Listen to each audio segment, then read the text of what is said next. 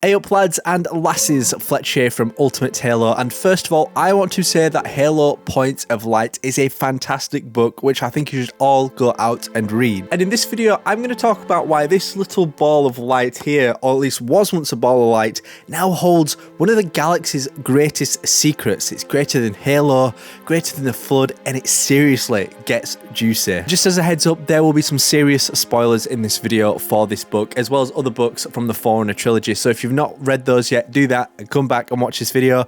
And a quick shout out to my good friend 2 Penny Props, who hooked me up with some pretty awesome Halo swag. There's this Halo Infinite Cortana chip, which is awesome. I've got many others as well and some more stuff on screen. His link is in the description if you want to go watch his videos in the future. Ultimate Halo. At this point, I'm sure we all know 343 Guilty Spark's story, but for those of you who've only played the games, Guilty Spark is an ancient human whose name was Chakkus. Most humans have imprinted what's known as a gauche, which is basically a genetic memory embedded into their DNA, which can outline their personality and heavily influence the choices they make throughout their lives. But we know that Chakkus, 343 Guilty Spark, did have a gauche which led him to the Forerunner manipular Bornstellar makes Eternal Lasting, otherwise known as Bornstellar, and his journey to the planet Erde Tyrene, which is now known as Earth. Both of their gauches unknowingly wake the Didact from his cryptum, and from there they set upon a journey that leads them across the galaxy where the Forerunners are desperately fighting the Flood among many fronts.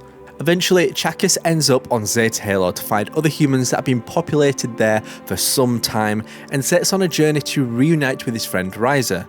Another human called Vinevra leads them using her gauche, which is imprinted, which leads them to the Palace of Pain, which I'm sure we've all heard of at this point on YouTube, where Medicant Bias and the Primordial carried out cruel experiments on humans just for the fun of it. After his encounter, he was mortally wounded, and the ISO Didact, previously known as Bornstellar makes Eternal Lasting, transferred his mind to a monitor as a vessel to continue his being. He was then assigned to the role of the Record Keeper and aide of the Librarian, which then looked after the human populations on the Greater Ark. From there, we know the rest of his story. We know he was the monitor of Installation 04, encountered humanity, had his ring destroyed, and after killing Johnson over a dispute over firing the new Halo ring prematurely, he killed Johnson, and then the Master Chief managed to, what we thought at the time, kill him and leave him for dust on the new ring world. Just as a quick cut, if you love Halo and well, all things Halo, make sure you subscribe to my channel. We're on a great journey to hit 100,000 subscribers, so your help is really appreciated. And also, I did an interview with 343 Guilty Spark's voice actor Tim Dadabo last year, so if you want to watch that, link is in the description if you want to catch up and see what he's doing. So, for the longest time, a lot of Halo fans thought this was the end for 343 Guilty Spark's story, which is a shame, just because of how loved he is, and also if you dig deeper into the lore, we'll know that he's very much alive, and he's a key contributor to ensuring the Librarian's plans still continue to this very day. So, in late 2553, the UNSC picked up a transmission coming from the remains of Installation 00, and the UNSC ship Rubicon investigated to find his damaged remains, and despite how bad of a condition he was in, they managed to make some repairs and dig deeper into his story and the greater story of the Forerunners. This was a smart tactic for Guilty Spark, because whilst he was doing that and distracting them, he dug into the ship's networks. Once he had to tell them all he wanted to say about his story, he powered down and an Oni commander fired him into space, but much to their dismay, he already uploaded his data stream to the ship, disabled the AI and took full control and set off to find a new crew so he could find the Librarian. Eventually, as he repaired himself, he created a new armature, so he's no longer a little ball of light. He was then found by the crew of the Ace of Spades, and this ship is of particular importance because the captain is the daughter of Rion Forge, which we know sacrificed himself to destroy the Forerunner shield world and allowed the Spirit of Fire along with the Spartans to escape. His daughter, Rion Forge, depart on a journey across the galaxy to avoid Oni, get revenge against Spartanops's Gekla, and most importantly to Rion, find her dad after they were reported that the Spirit of Fire was lost with all hands. As a bargain between Forge and Spark, if they learn the fate of her father, the Ace of Spades will then aid Spark in finding the Librarian.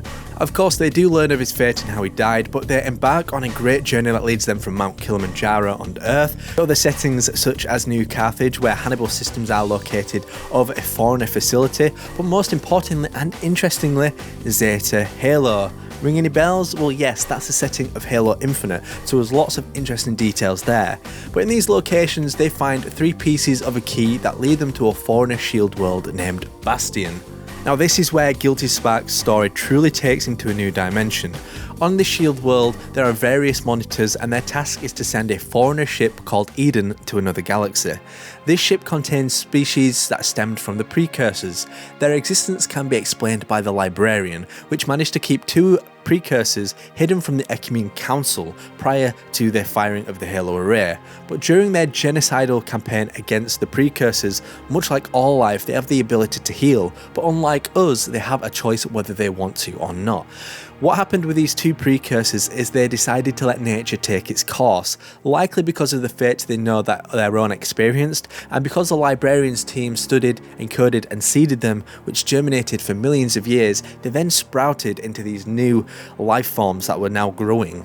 This was almost a form of redemption for the Librarian to right the Forerunners' wrongs of the past.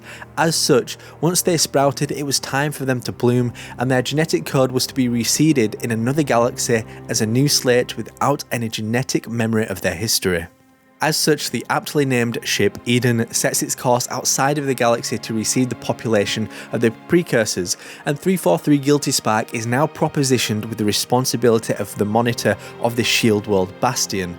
It taught him because he made a great friendship with the crew of the Ace of Spades, but at the same time, he put it well in saying this: I don't belong in the past, and I don't belong in the present. There is no place for me in your world. But here, I am outside of time. I belong. Once Rion had departed, he jumped into slip space to an unknown location.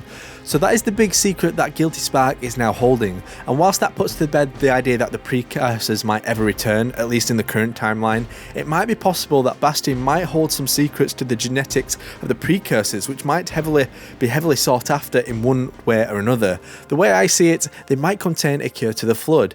Let's put it this way, if we use genetic code in our vaccines to protect against viruses, maybe these good and more pure precursors who were not corrupt or evil might hold some answers in that respect. Whilst we don't know Bastion's path or whether or not we'll see Guilty Spark anytime soon, the book does end on this. This is my purpose found. Bastion is mine. I went looking for a gift and I got one. Are you ready, Reclaimer? This is how my story begins. So it's not clear at this point whether his story is going to be continued anytime soon, but I'd absolutely love him to return in the mainline games because not only is Tim Dadabo's voice a gift and brings so much personality to the character, but he's such a rich character which newer players can take at face value and experienced ones can truly understand his depth. And if anyone wants to see my interview with Guilty Spark's voice actor, link is in the description, and let me know in the comment section down below, what do you think Guilty Spark is going to do next? Once again, my name is Jack Fletcher, and I will see you next time on the one and the only Ultimate Halo. Subscribe now to Ultimate Halo for more unfriggin' believable Halo content.